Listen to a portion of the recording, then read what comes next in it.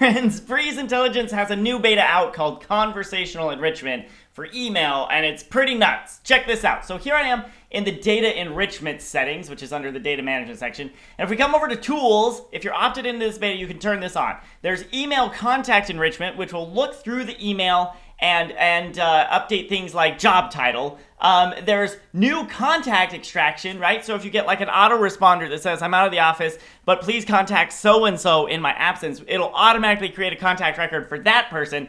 Return to office date detection. If you get an 000 responder and it says, I will return on such and such a date, it will put that into a new returning to office detected date property. And if someone says their employment has changed, or if you get an auto response saying this person no longer works here, then it's going to update a new property called employment change detected. All of this is going to give you a lot of great new data, all just based on what is in the email. So check this out. Let me know what you think, and let me know if you have any questions.